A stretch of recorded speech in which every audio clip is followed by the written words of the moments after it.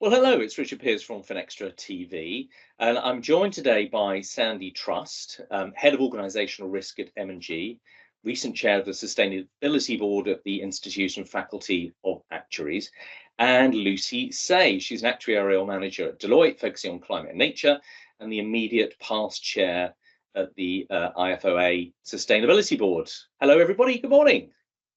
Good morning. Good to see you. Good to see you. Good to see you. So, what are we going to talk about today? So, the IoFA, got it right the first time, with Exeter University, recently published a report called the Climate Scorpion. The sting is in the tail. I love who writes these bylines. Introducing Planetary Insolvency, and this follows on from the Emperor's New Climate Scenarios paper, which was quite damning of the accuracy of the NGFS and CBES scenarios and their ability to predict the impact of climate change on GDP and the balance sheets of financial institutions. So, Sandy, I'll go to you first of all. What was the reaction to that initial paper, and what is this paper seeking to achieve? Yeah, thanks, Richard, and thanks again for having us. We prefer constructive criticism rather than damning, but Okay. yes, some people would say it was damning, and thank you for the noting what we hope are amusing paper titles. So credit to Steve Wagood actually for the sting is in the tail. We're talking about the topic of this paper. We'll come on to that one. We were candidly absolutely delighted with the reception Emperor's New Climate Scenarios got. It was picked up by industry press in Britain, across the pond, in America, Canada, New Zealand, Australia. It was the most read FT climate article for 2 or 3 days. We were really excited by that, and thanks to the FT for covering it. And we had some really constructive conversations with regulators in Britain, the International Association of Insurance Supervisors, the NGFS. I think it is important to reiterate, congratulations to the regulators for pushing the industry to take on TCFD. We're very much saying job well done, but we need to push on from here. So a really constructive, really positive engagement. But as you point out, those scenarios are unfortunately stunningly flawed when it comes to estimating the impact of climate change on GDP and some of the as well. So we do need to move on from that kind of really robust foundation onto the next piece. In Emperor's new scenarios, if you read it assiduously, I know you did, Richard. Thank you. No, I did. Yeah. You will have noticed when we picked up in classically actuarial fashion, and I should say we're very careful to use well-established actuarial principles in these papers to test our approaches to climate change. We looked at some of the assumptions, some of the material assumptions, and some of the uncertainty around those assumptions. And actually, arguably, the most critical assumption on the planet today is how sensitive is the Earth to greenhouse gases? And scientists came up with this thing called equilibrium climate sensitivity in 1979. And they said, well, let's run the experiment. If we doubled greenhouse gases, what temperature would the planet get up to eventually? Because it takes time to come up to equilibrium. And the answer is 3 degrees. If we doubled greenhouse gases, we get up to 3 degrees. So knowing how sensitive the Earth is to greenhouse gases lets us set carbon budgets and decide how much carbon we can emit to keep to a certain temperature. We're obviously keen to keep the planet to 1.5 degrees of warming. That way we avoid some of the risks Lucy's going to talk about later.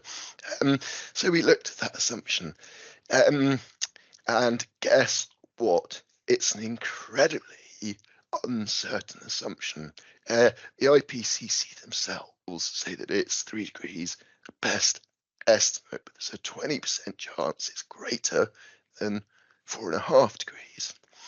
Hang on a minute, 3 degrees, 4.5 degrees, we're currently about 1.5 degrees of warming. That's a pretty big difference, actually, isn't it? And it's always difficult to talk about probabilities and kind of intuitively think how high this risk might be. But 20% chance, that's greater than the chance of losing Russian roulette.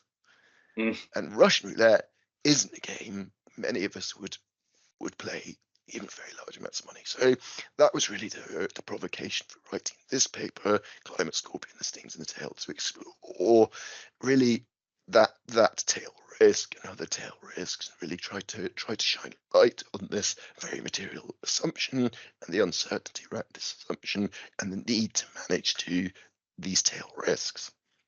Got you. So you're speaking about the carbon budgets, the uncertainty and the underpinning assumptions there.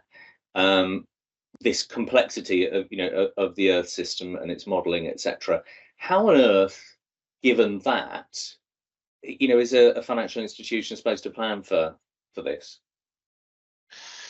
Well, financial institutions deal with uncertainty and risk all the time, and that's very clear, and some more than others. If you think about it, reinsurers and catastrophe insurance firms, I mean, these are companies very fluent in the language of risk and uncertainty. And what these institutions are doing, let's think about a nat cat firm that's reinsuring against, say, hurricane risk in the Atlantic and hurricane risk on the eastern seaboard of the States, where you have a lot of exposure, a lot of property. So what these firms are doing is saying, well, the risks are changing.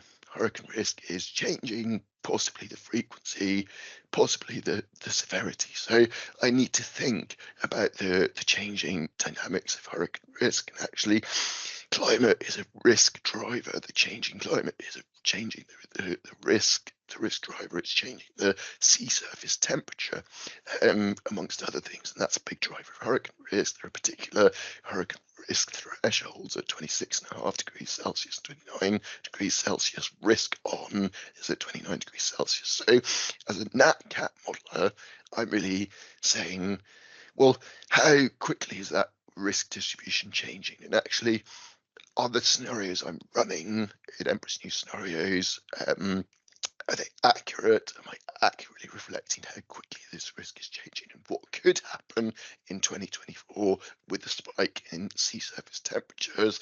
And actually, what's the uncertainty here? And could we be actually seeing a regime shift in hurricane risk because the North Atlantic sea surface temperature is hitting new levels we've never previously seen, which are kind of thresholds for hurricane risk. So I guess that's just picking a specific example, Rich, to talk about, but kind of trying to illustrate that if you have underbaked or undercooked your climate risk driver because you're dealing with, or you think Earth system sensitivity is much lower than it actually is, then you're going to misrepresent the risk or misprice the risk and possibly be quite exposed to some losses. So that's really the message here for financial institutions. There is uncertainty in some of these material assumptions. You need to recognize that. You need to think carefully about the tails and the probabilities, not just take best estimate Earth system outputs and plug them in and think that's a done deal. Gotcha. Lucy, take us further on exploring these extreme risks and their impacts. Yeah, so I'd echo what Sandy said, is that actually not just financial institutions, but everyone every day makes decisions under uncertainty. We don't have all the information available to us. And these risks are really complex, they're interconnected, they're non-linear, which doesn't necessarily lend itself to really quantitative modelling.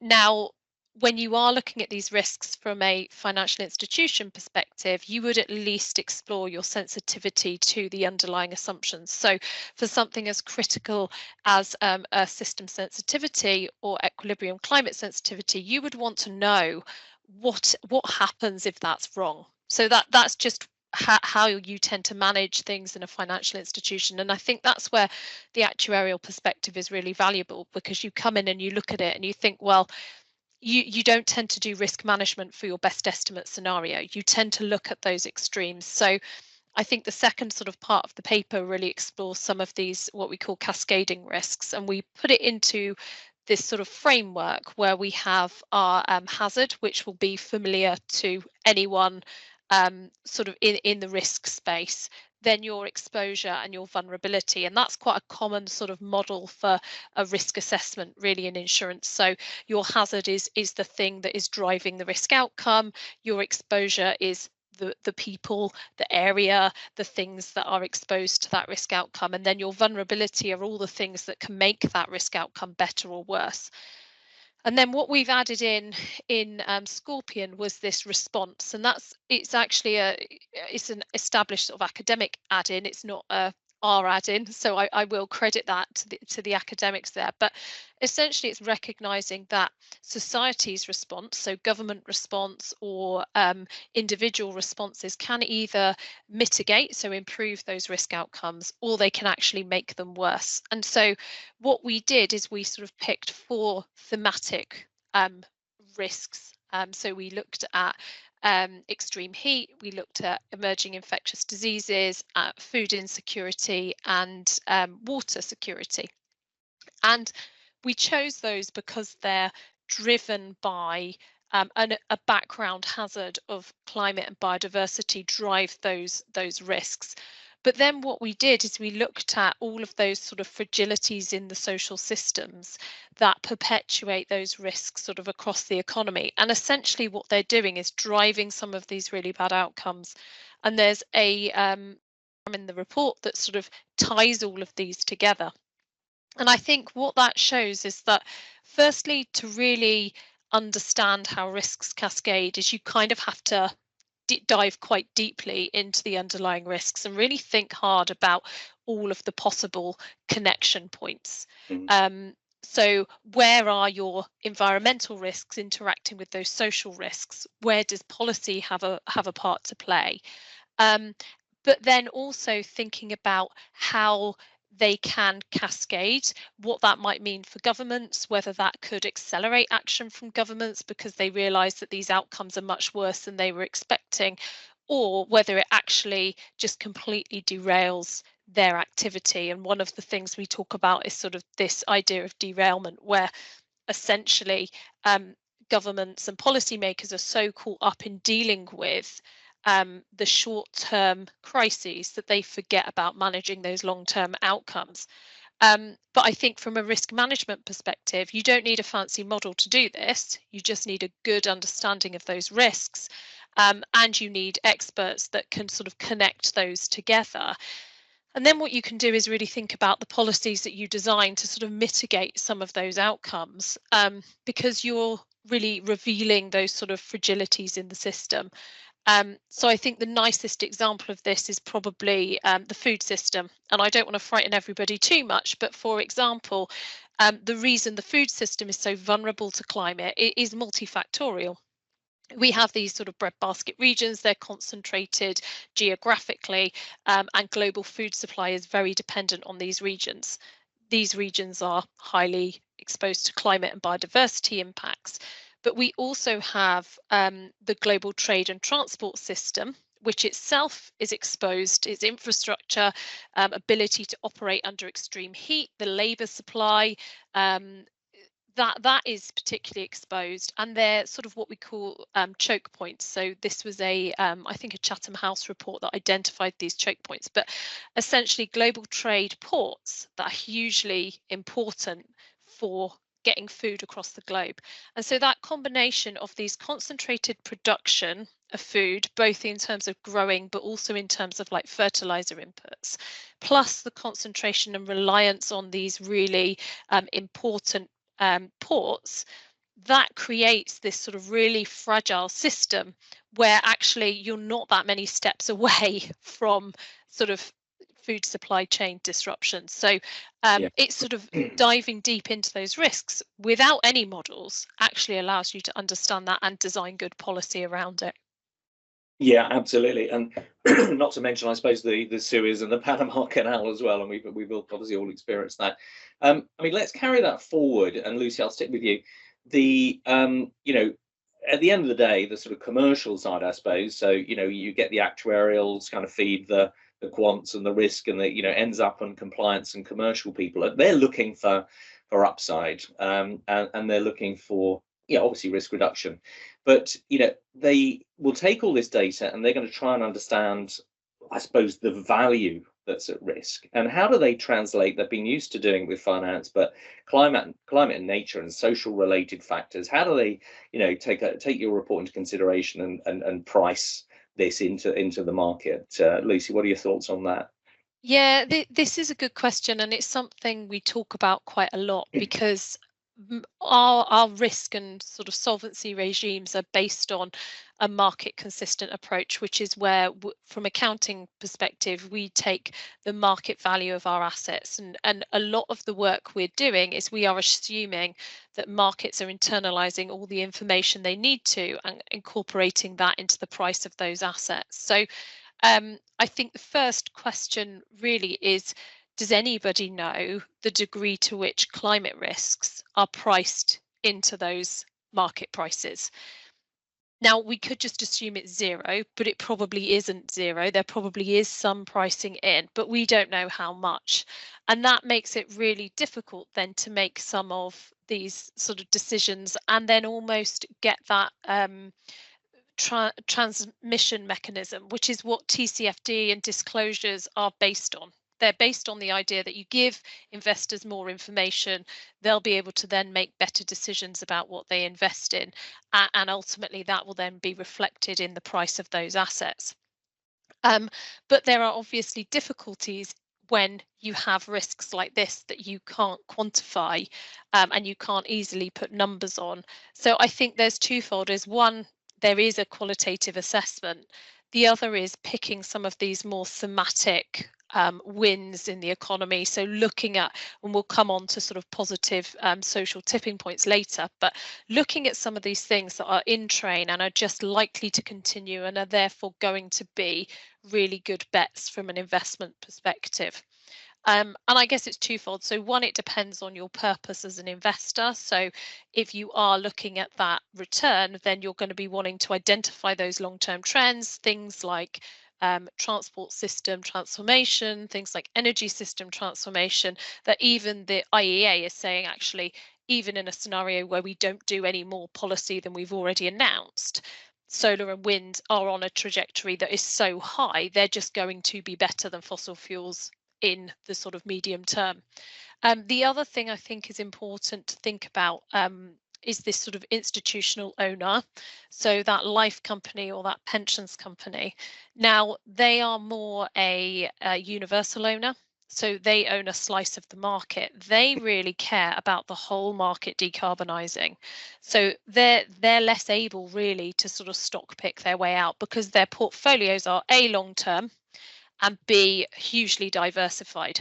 And so they just own that sort of chunk of the market. So what they're really caring about is government action, is that transition of the economy. So that part of their strategy really should be engaging with policymakers and saying, look, here are these societal risks.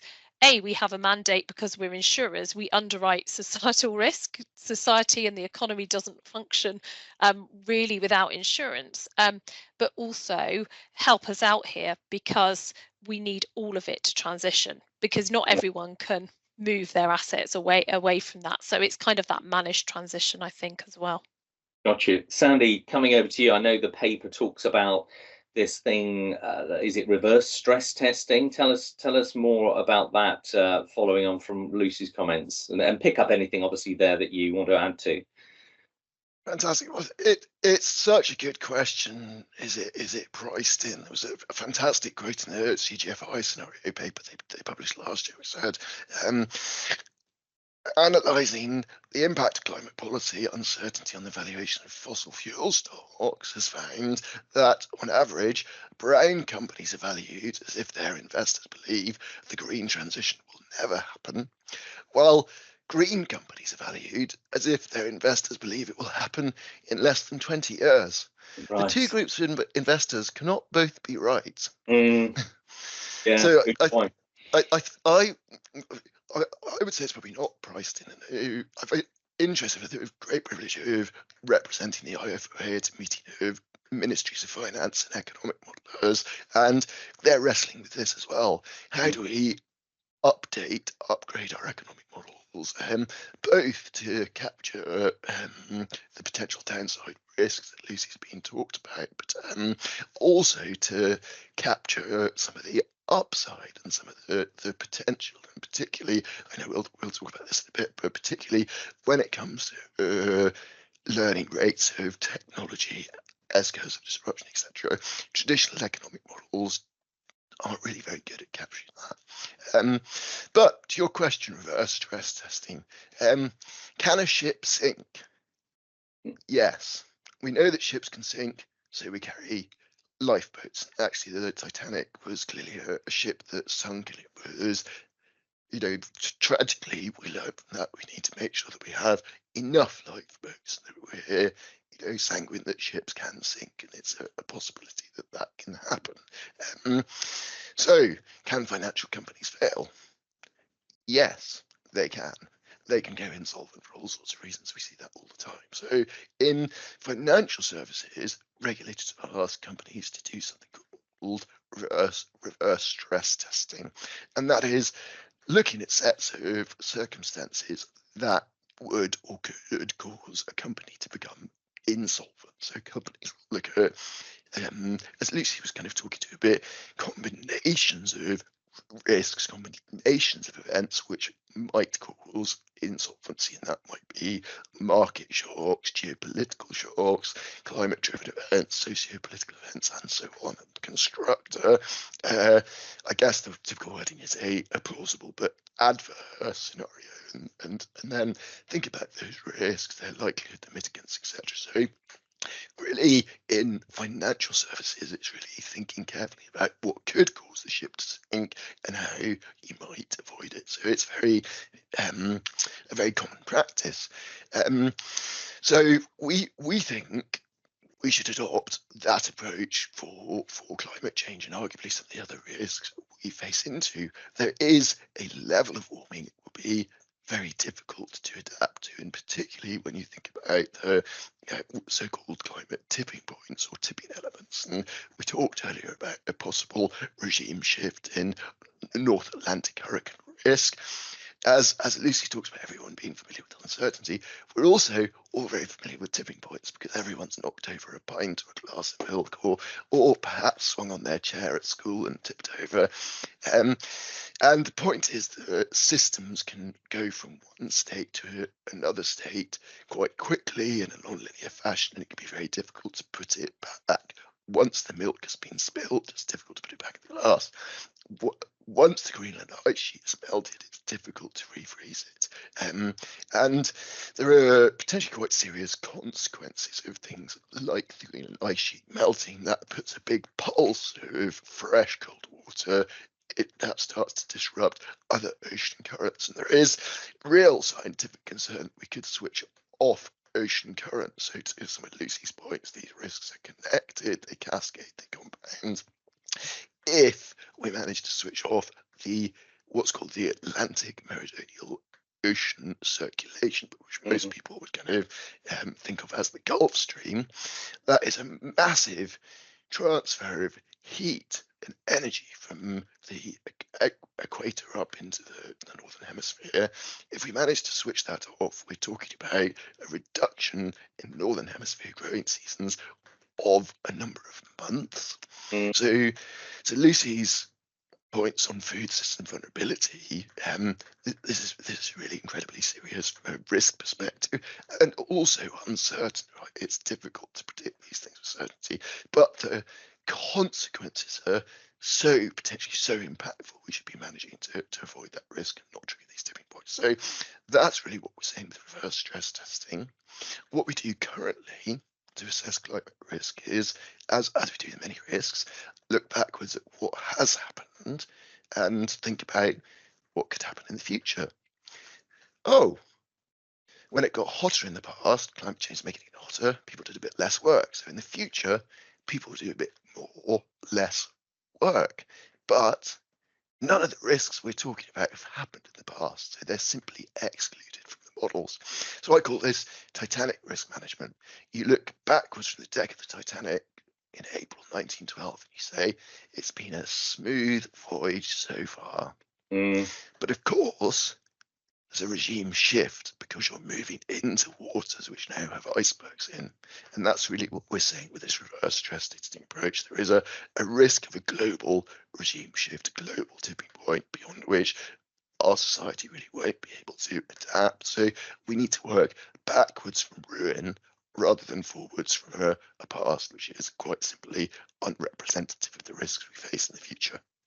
Right. So yes, it's used to use the analogy. It's sort of like driving, looking in the rear view mirror all the time, which is the smallest mirror on. Yes. And in fact, if you keep looking at that, you're more likely to drive into the car crash that's emerging in front of you.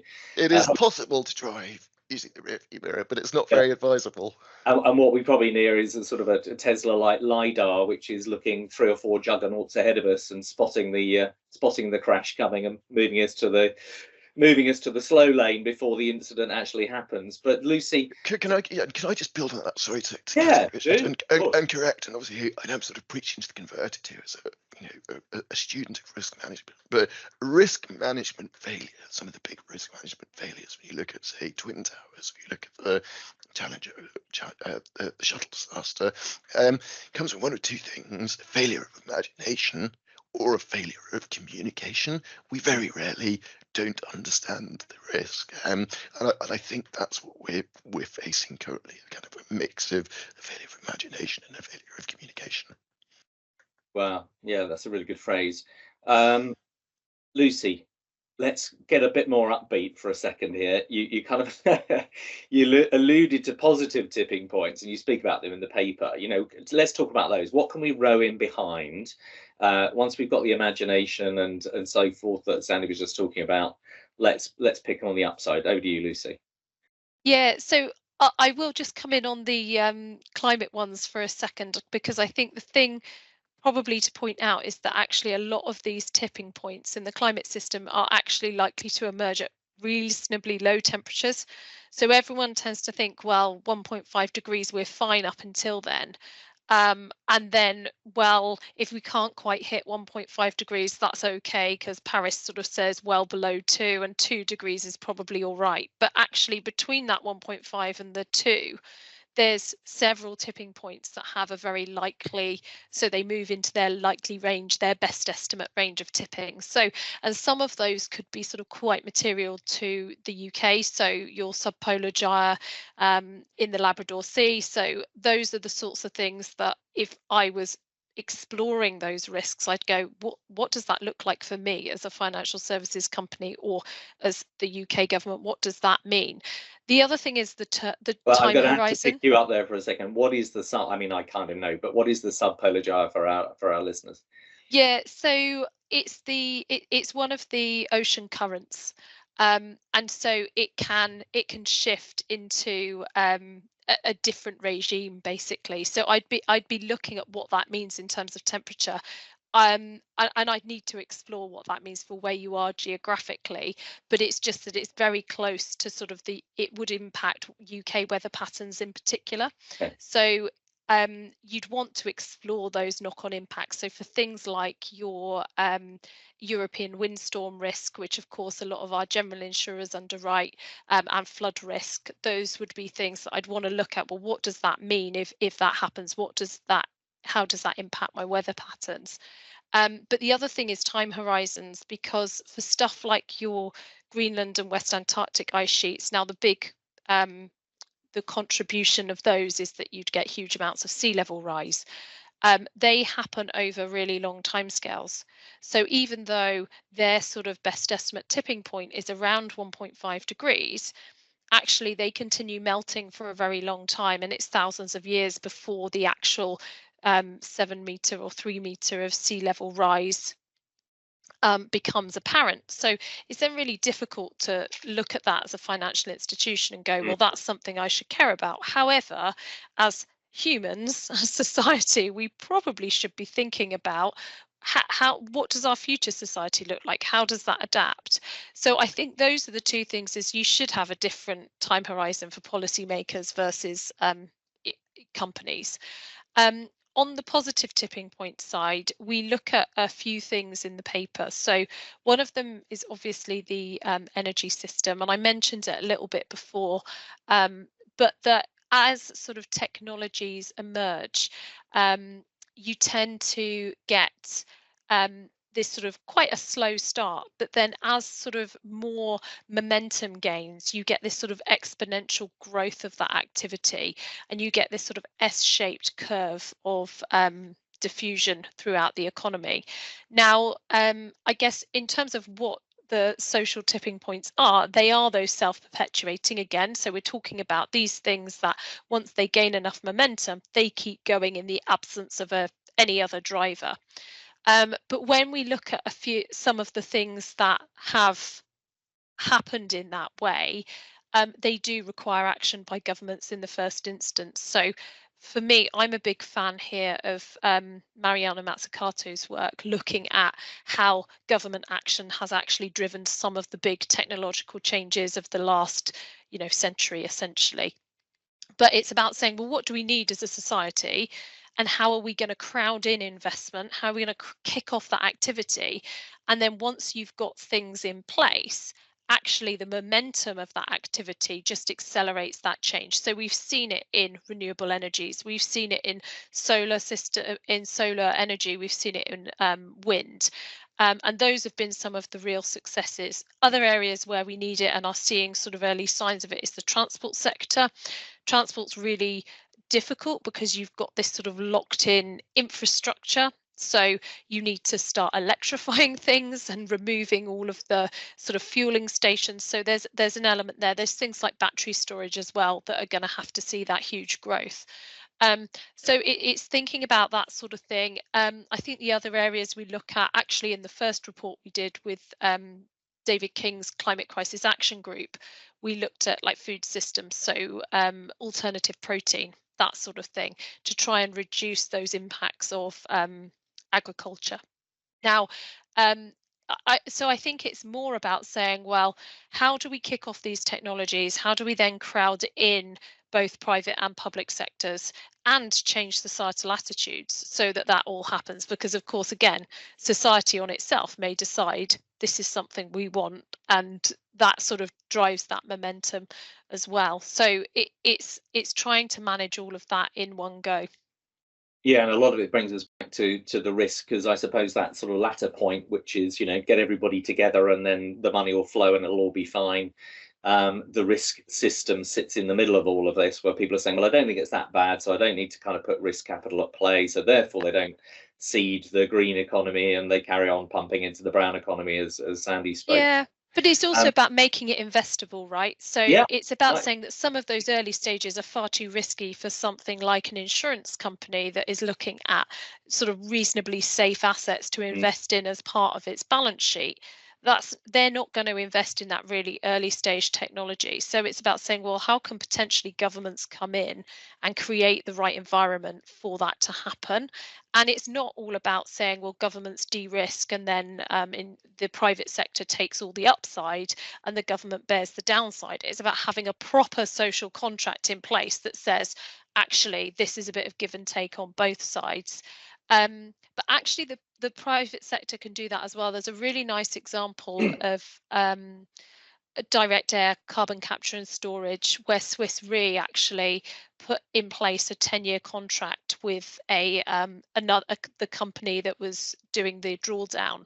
I want to say Climeworks, and they just by having that 10-year purchase agreement in place, where Swiss Re said we need to decarbonize, therefore we're going to need carbon capture and storage, we'll buy it from you.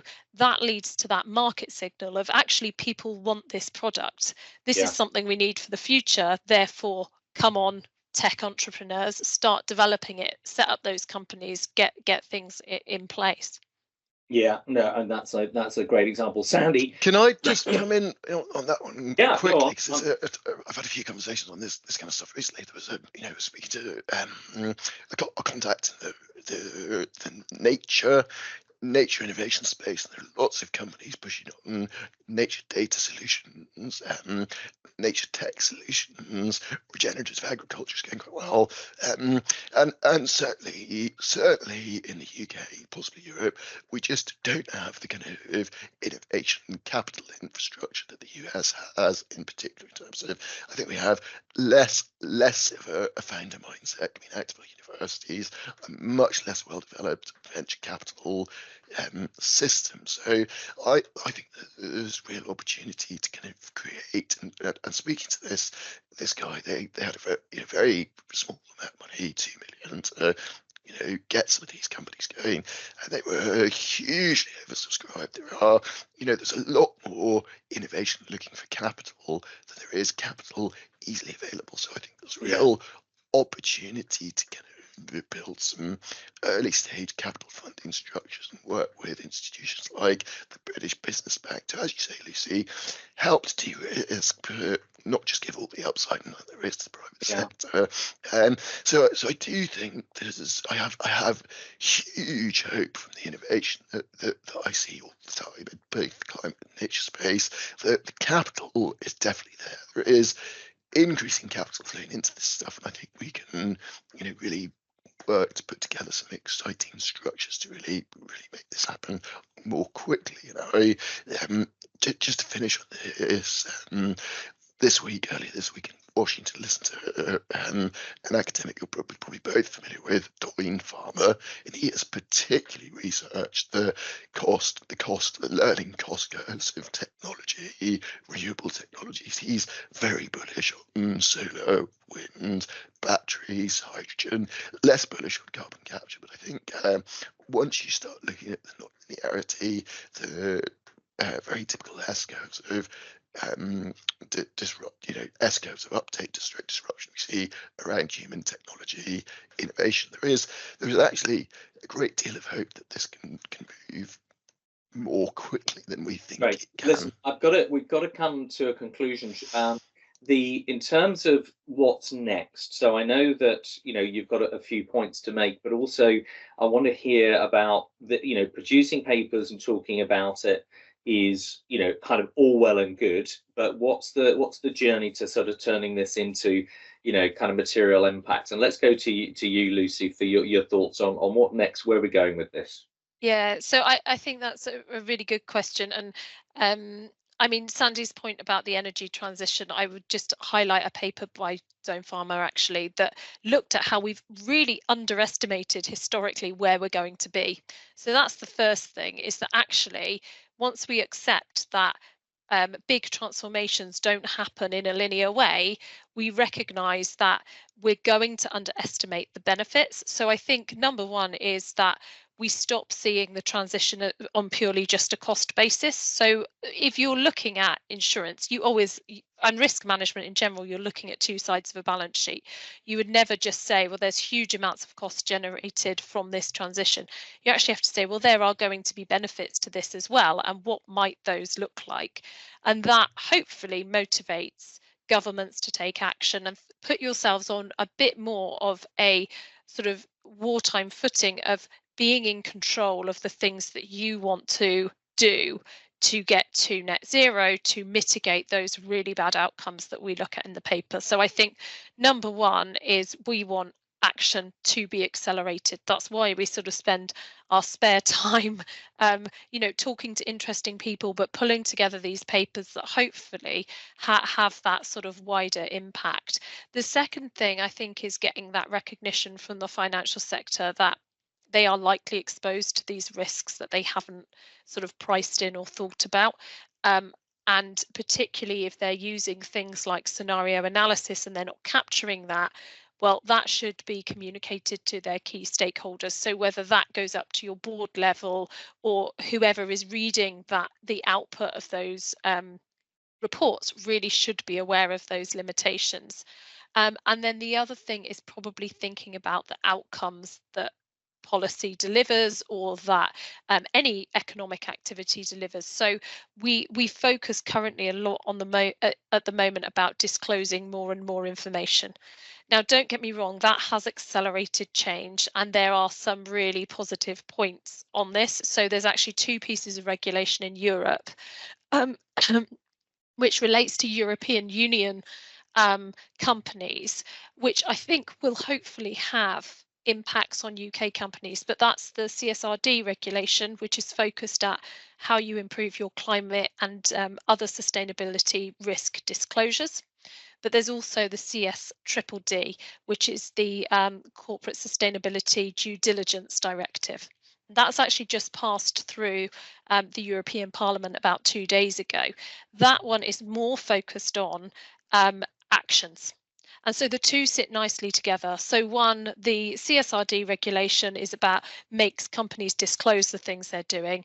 CSDDD makes them actually put those things into practice and disclose the actions that they're doing to drive the transition, essentially. And it's actually not just climate, it is also nature, it's also human rights. So there's a social element to it as well. But I think those are good movements that we're seeing in that area. Wonderful. Sandy, I'll leave the final words with you. Oh, thanks, Richard. I'd love to build on what Lucy said. I think she's done a fantastic job. So I'm going to finish with what I think might become a good strapline for us. And this is something which is crowdsourced wisdom. At the event I was in Washington with ministries of finance, economists, they asked the crowd, what is the biggest intervention here that would change things? Number one answer, systems thinking about the system, the interconnectedness, the finance system, the influence we have, all that good stuff, education on the downside risks. That's part of systems thinking, and I think realistic risk assessment is important because it drives action. So systems thinking. Financing, which we've talked about, and getting the capital to the right places and helping them to grow and accelerate. And that is helped by policy, and policy is informed by systems thinking.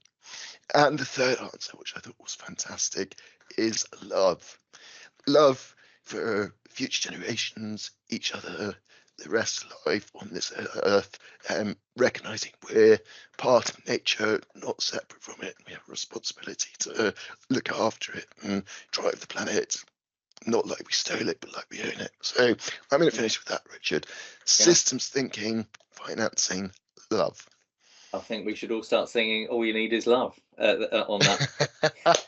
Wonderful. Listen, it's outstanding work you're doing, and you're making it very accessible as well. I recommend everybody reads the reports, and I know you're heading in towards the next COPs and a series of other works heading into that as well. So we'll keep us posted, I hope. But for now, Lucy and Sandy, thanks for joining us.